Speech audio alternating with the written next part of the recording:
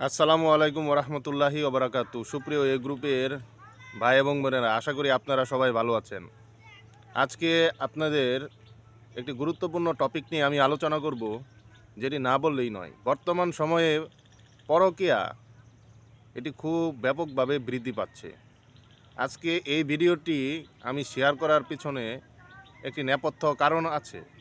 তা আমি দেখেছি অনেক কাছের মানুষগুলো, যাদের আপনি বিশ্বাস করেন, আপনার অগোচরেই হয়তো বা আপনার অনুপস্থিতিতেই পরকীয়া সম্প্রদান করেছে বা পরকীয়ায় লিপ্ত হওয়ার জন্য তারা প্রস্তুত হচ্ছে।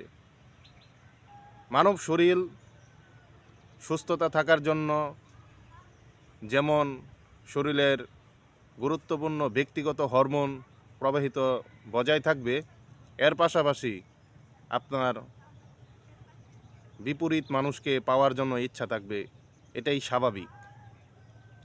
তো নারী এবং পুরুষদের বলছি, আপনারা এই পরকীয়ার জন্য আপনি হয়তোবা বিদেশ চলে যাচ্ছেন, বা 6 মাস না হয় কমপক্ষে হলেও 2 মাস বা 3 মাস আপনি স্ত্রী ছাড়া দূরে থাকবেন। দেখা যাচ্ছে তাদের জন্য হোমিওপ্যাথিতে একটি গুরুত্বপূর্ণ মেডিসিনের কথা আলোচনা করব। এই মেডিসিনটি হচ্ছে স্টেফিসেগ্রিয়া। বিশেষ করে যারা উঠতি বয়সের ছেলেমেয়েরা, যাদের বয়ঃসন্ধি হয়েছে, তাদের এই ব্যক্তিগত হরমোন সবসময় ওঠানামা করে। তো আমি ইউটিউবের কিছু নীতি অনুসরণ করতে হবে, তাই আমি কথাটি উল্লেখ করতে চাচ্ছি না। তো তাদের জন্য আমি বলবো যে ছেলে এবং মেয়েদের উঠতি বয়সের তারা বিভিন্ন ধরনের ব্যক্তিগত অপরাধে সম্মুখীন হয়। এর জন্য হোমিওপ্যাথিতে স্টেফিসেগ্রিয়া নামক যে ওষুধটি, এটি আপনি শক্তি অনুসারে পাওয়ার 30 বা 200 লক্ষণ হিসাবে বয়স অনুসারে আপনি সেবন করবেন। এবং আমি বলতে চাই, ডাক্তারের পরামর্শ অনুযায়ী স্টেফিসেগ্রিয়াটি সেবন করবেন। অন্যথায় নিজেরা কখনো হোমিওপ্যাথিক ওষুধ খাওয়ার জন্য চিন্তা ভাবনা করবেন না।